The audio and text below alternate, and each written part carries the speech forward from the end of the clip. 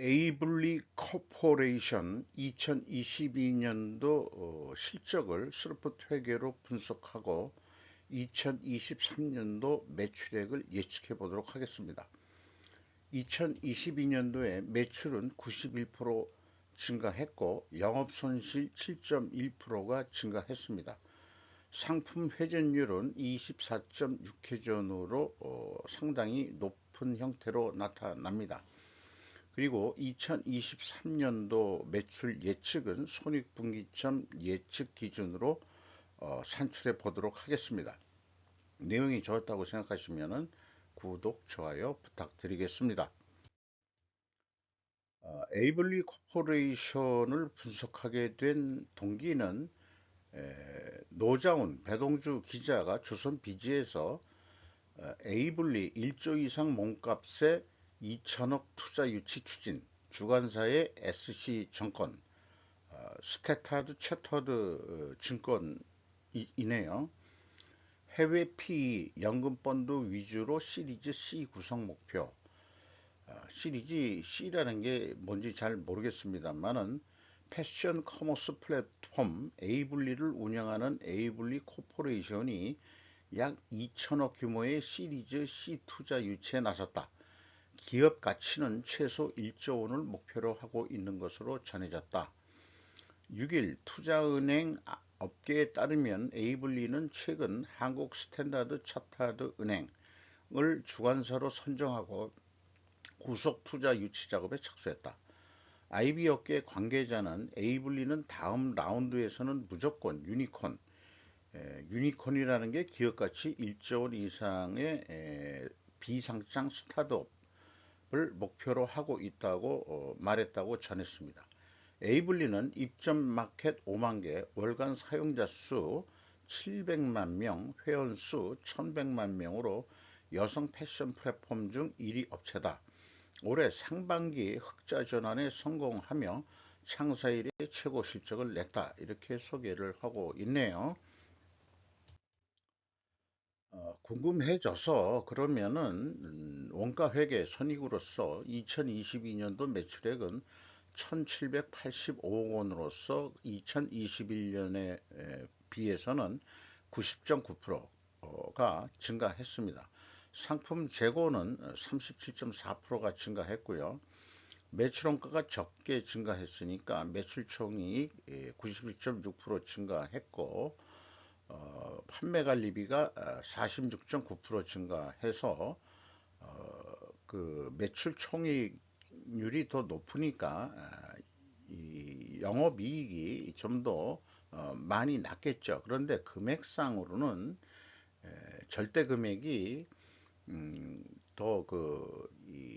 좀 상대적으로 적었다고 할까요? 그래서 영업이익은 740 영업손실 744억 원으로서 2021년에 비해서는 손실이 7.1%가 증가한 것으로 그렇게 산출이 됩니다.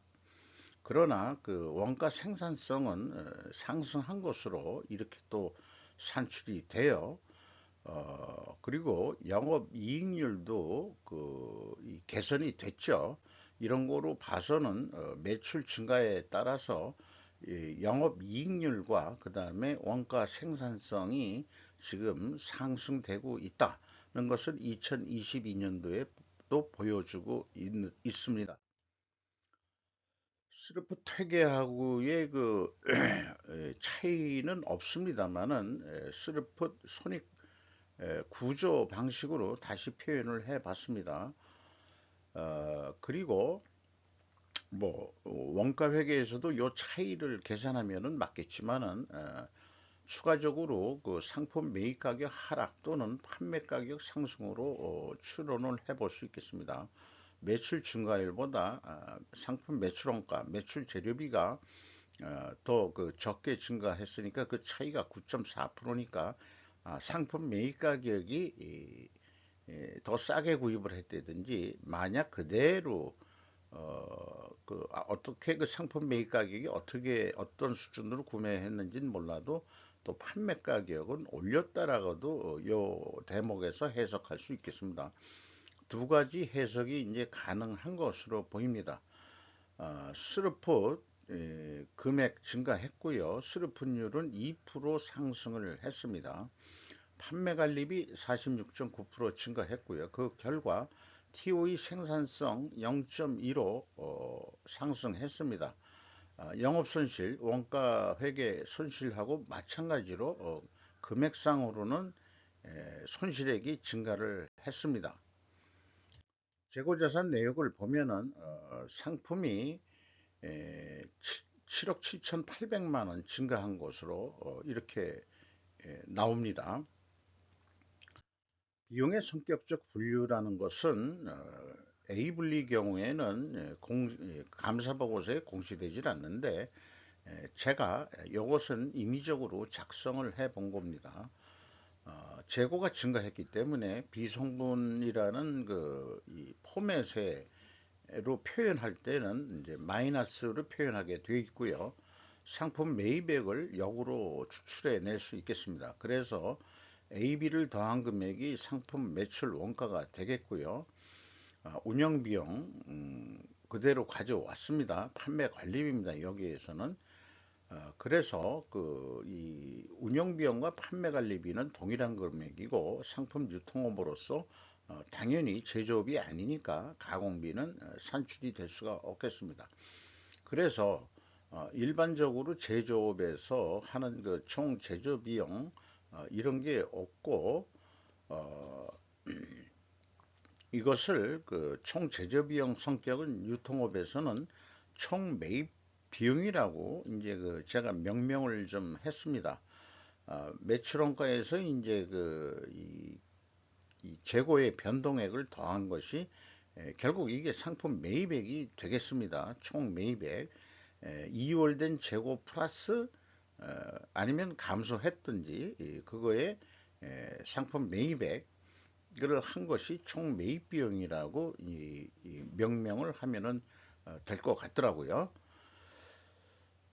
그래서 그 재고자산 매출원가 회계 투명성은 다 일치를 합니다. 어, 이 상품에 대해서도 재고자산 평가 손실 뭐 여기 좀 있습니다만은 뭐 안 해도 그만일 것 같은데 또 이 세법에서 인정하는 것은 이 평가 손실 작업을 하고 있네요. 그래서 이 현금 흐름표 기준으로도 일치를 합니다. 매우 바람직한 재고자산 회계라고 생각합니다. 인건비가 219억 원이 집행이 돼서 전년 동기 대비 116.5% 증가했고요. 직원 수가 문제인데 감사 보고서에서는 직원 수가 안 나오기 때문에 이게 이제 그 검색을 해서 2022년도에 310명이다 이렇게 이제 나와 있는데 인건비 증가율 이렇게 감안해서 대충 그 추정을 한 2021년도의 직원 수는 150명 정도였다. 그래서 이게 160명이나 크게 증가했다 이렇게 봤습니다. 평균 임금이 연간 7,080만 원으로 그 산출이 되고요. 인당 평균 매출액은 좀 줄은 거로 이렇게 산출이 되네요. 물론 이것은 2021년도의 직원 수를 가정에 의한 거기 때문에 그렇습니다. 2022년도의 그 평균 임금 수준이 좀 실질적인 데이터라고 보시면 되겠습니다. 광고 선전비가 14.9% 증가했고요. 지급 수수료가 48% 크게 증가를 했습니다. 경영평가지표로서 재고 회전율이 24.6회전으로 크게 상승을 했습니다. 그리고 스루픈율도 2% 상승을 했어요. 동일 방향으로 그 상승을 하면은 투명 회계라고 가정을 합니다. 이자 부채 레버리지율이 그 마이너스라는 독특한 그 상황이 나왔는데 전년도에는 무려 이자 부채가 128.5%나 되는데 이게 그 투하 자본으로 저는 그 산출을 합니다.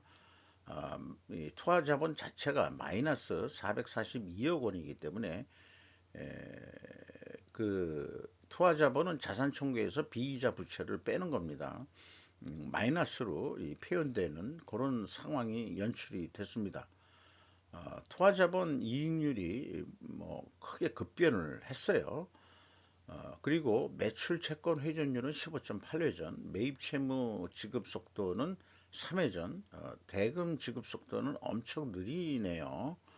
온라인 판매 등으로 이 수금 속도는 빠른지 모르겠습니다만은 자신들이 매입하는 상품에 대해서는 연간 3회전 정도 한다는 얘기는 4개월에 한 번 대금 지급을 한다 하는 것은 결코 바람직한 영업 형태는 아니라고 봅니다. 그럼에도 불구하고 A불에 이 납품을 하는 그 입점 메이커라고 입점이라는 표현이 여기서는 나왔죠 아까. 그래도 안 하는 것보다는 낫다 해가지고 하고 있는지도 모르죠. 그래서 원가 회계 개념으로 연간 이 매출액 이거는 손익 분기점 매출액을 예측해 보면은 3,904 3,943억 원 정도 하면은 제로가 나오게 되어 있습니다. 어떤 그 우수리 떼고 3,940억 정도 하는 것으로 예상을 했는데 재고가 37% 증가 계속 한다고 가정했을 때 약간의 흑자가 나게 돼 있고요. 판매 노력을 5% 정도 더 하면은 한 140억 정도 이익이 나지 않겠냐 이렇게 예측을 합니다. 반대로 이 재고를 37% 줄인다면은 영업이익은 영업 손실로 계속 나타날 것으로 그렇게 보입니다. 슬프 관점에서 이 손익분기점 매출 예측액은 4,429억 원이 나옵니다. 이 정도는 팔아야 손익분기점이다 하는 얘기죠.